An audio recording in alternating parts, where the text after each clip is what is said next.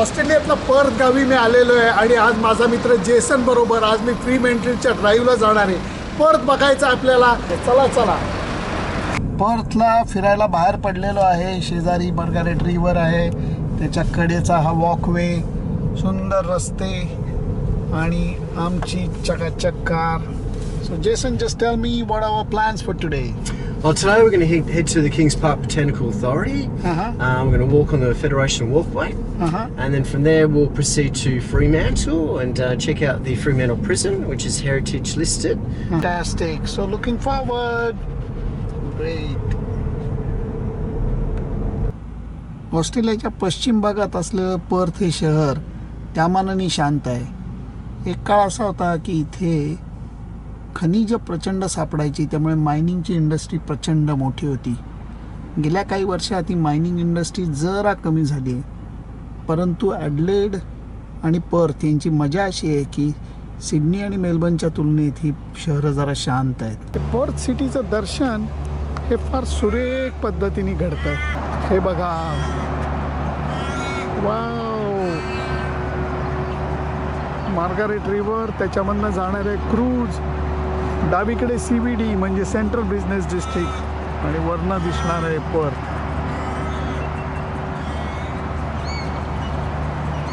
चारपेक्षा जास्त स्क्वेअर किलोमीटरचं Kings park आहे. जगातलं एक नंबरचं मोठं हे पार्क आहे. कारण न्यूयॉर्कचं मी सेंट्रल पार्कसुद्धा पाहिलं आहे, ते सुद्धा एवढं मोठं नाही आहे.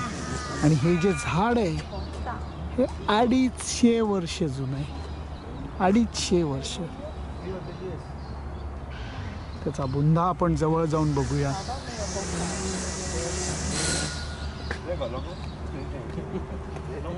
बापरे, अजस्त्र, खरोखर अजस्त्र.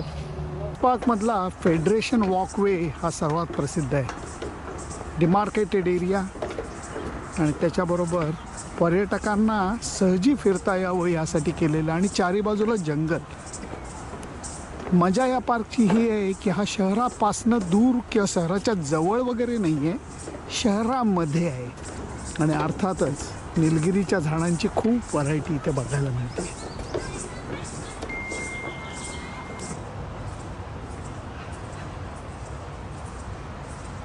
फक्त हिरवे पण. हा हा हा हा, काय निसर्ग आहे. किंग्स पार्कमध्ये लोकांच्या कलाकारीला सुद्धा भरपूर वाव देण्यात आलेला आहे. दगडामध्ये सुद्धा कोरलेल्या गोष्टी आपल्याला इथे बघायला मिळतात. काय सुंदर प्रकारे निगा राखलेला पार्क आहे. पक्षी फिरतायत, बदकं फिरतायत, छोटी छोटी तळी उभारण्यात आलेली आहे.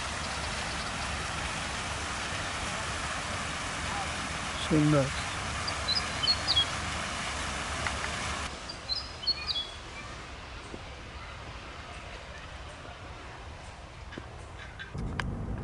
आमच्या फिरण्यामध्ये सुद्धा जे निसर्गाचे रंग दिसत आहेत, आता या झाडाचा रंग तुम्ही बघा, पानांचा रंग, ही फुलं सुद्धा नाही आहेत. काय रंग आहे पण त्याचा. Daniel, I'm sending you to the prison. Oh my God, Jason, don't do this to me. चेष्टा सोडा. फ्रीमेंटलचा प्रिझन हा माझ्या मागं आहे आणि इथे गुन्हेगारांना ठेवलं जायचं याची कहाणी फार अजब आहे. त्यामुळे आता फ्रीमेंटल प्रिझनमध्ये जायचं आहे. थँक गॉड जर्नलिस्ट म्हणून चाललो आहे, गुन्हेगार म्हणून नाही.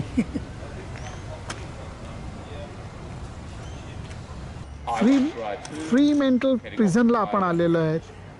1850 साली जेव्हा अमेरिकेतनं इंग्लिश गव्हर्नमेंटला हाकलण्यात आलं, तेव्हा तिकडचे जे गुन्हेगार होते त्यांना घेऊन हे लोक इकडं आले आणि त्यांनी कैद्यांचा छळ तर केलाच आणि त्याच्याबरोबर या जागी येऊन त्यांना हे बांधायला सुद्धा लावलं. हा गुन्हेगारांनी बांधलेला प्रिझन आहे आणि म्हणूनच वर्ल्ड हेरिटेज साईटमध्ये याची नोंद करण्यात आली आहे. याला हात लावू शकत नाही, याच्यात काही बदलू शकत नाही. परंतु तुम्ही म्हणाल की काय प्रकारचा गुन्हा केला म्हणून यांना इथं आणण्यात आलं गुन्हेगारांना. कुणी पाव चोरला, कुणी कपडा चोरला थंडी वाजते म्हणून, किंवा याच्यापेक्षा वाईट म्हणजे कुणी जर का शेळी पळवली तर डायरेक्ट त्याला फाशी दिली जायची. पाव चोरला तर 5 वर्षाची शिक्षा, कपडे चोरले तर 10 वर्षाची शिक्षा. अशा शिक्षा भोगण्याकरता गुन्हेगारांना इथं आणलं गेलं, त्यांचा आनंदी छळ केला गेला. आणि इतकंच नाही तर त्यांच्याच हातातनं हा प्रिझन बांधूनसुद्धा घेतला गेला. काय कहाणी आहे आणि काय इतिहास आहे. ब्रिटिश कसं चतुर होते बघा. जहाजावरनं त्यांनी गुन्हेगारांना इथे आणलं 6 महिन्याचा प्रवास करून. आणि त्याच्यानंतर त्या जहाजाची अवस्था इतकी हॉरिबल व्हायची की ते गुन्हेगार तिकडं मरायचे. टायफॉईड, कॉलरा त्यांना समुद्रात टाकून द्यायचे. आणि उरलेल्यांना इथं जे घेऊन यायचे त्या शिपची अवस्था इतकी हॉरिबल असायची की ती तोडायचीच वेळ यायची. मग त्या तोडलेल्या शिपमधनं जे काही मटेरियल मिळालं त्या मटेरियलचा वापर करत हा तुरुंग इथं बांधण्यात आला. स्थानिक खाणीतले हे लाईमस्टोन इथनं घेऊन आणि त्याच्याबरोबर इंग्लंडमधनं आणलेले हे यॉर्कस्टायर स्टोन घेऊन त्यांनी इकडे हे प्रिझन बांधून घेतला. आणि त्याच्यानंतर इथं कन्व्हिक्सना ठेवण्यात आलं. आणि ह्या जागी सुरुवातीच्या काळामध्ये म्हणजे 1850-1870च्या काळामध्ये फक्त पुरुष प्रिझनर्सना इथं आणलं गेलं. आणि त्याच्याबरोबर मी तुम्हाला हे पण दाखवतो की इथली कशी असायची रूम. तुम्ही रूम बघा, फक्त 2 मीटर बाय 1 मीटरची ही छोटीशी रूम आहे. कॅनव्हासचंच इथं बिछाना आहे आणि खायला एक छोटंसं टेबल आहे. फक्त 2 मीटर बाय 1 मीटरचं आयुष्य, 1 बादली पाणी आणि बाकी कुठलाही सामाजिक संपर्क नसलेल्या ठिकाणी तुम्हाला राहायला लागायचं. का तर एक ब्रेड चोरला म्हणून. काटा येतोय ऐकल्यावर अंगावर.